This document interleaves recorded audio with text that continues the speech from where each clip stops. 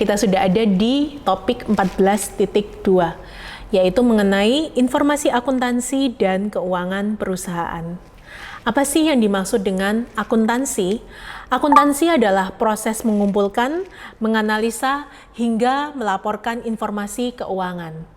Informasi keuangan tentang perusahaan ini tentu dibutuhkan oleh banyak pihak, dari internal perusahaan untuk mengambil keputusan, dari eksternal perusahaan juga untuk mengambil keputusan.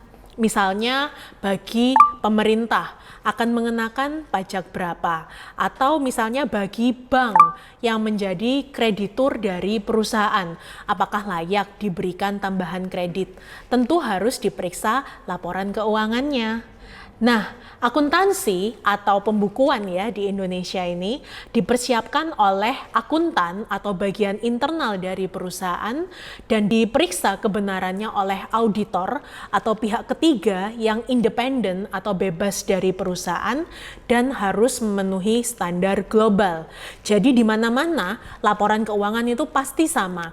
Dari Sabang sampai Merauke, dari Amerika sampai Cina, format laporan keuangan itu pasti sama karena mengikuti satu standar global.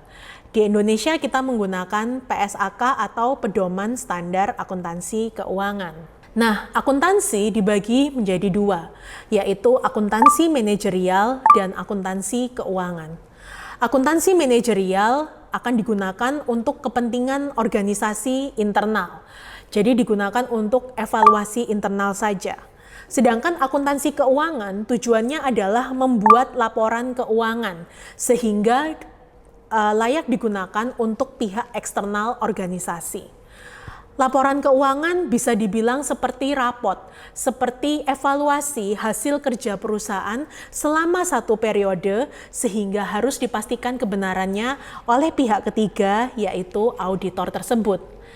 Laporan keuangan perusahaan biasanya terdiri dari 3 macam laporan utama. Yang pertama adalah neraca. Neraca berarti menggambarkan posisi perusahaan pada satu titik waktu, seperti potret. Misalnya, hari ini adalah tanggal 1 September misalnya.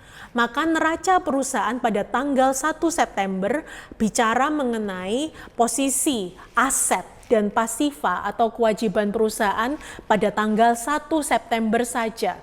Tidak bicara periode, tidak bicara akumulasi, hanya pada satu titik saja. Sedangkan laporan laba rugi dan arus kas bicara satu periode.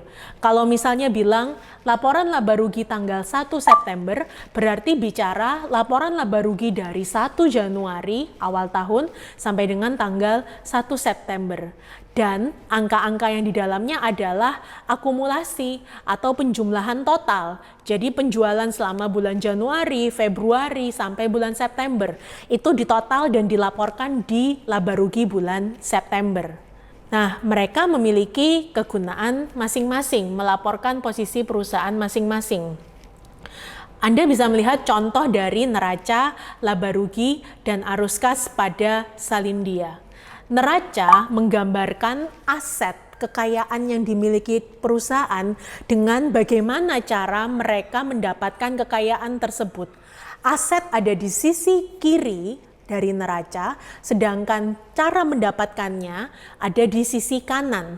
Makanya kenapa neraca itu disebut balance sheet atau harus imbang antara aktiva dengan pasifa. Sedangkan laba rugi dari namanya aja laba rugi, bisa melihat perusahaan memperoleh keuntungan atau memperoleh kerugian selama satu periode.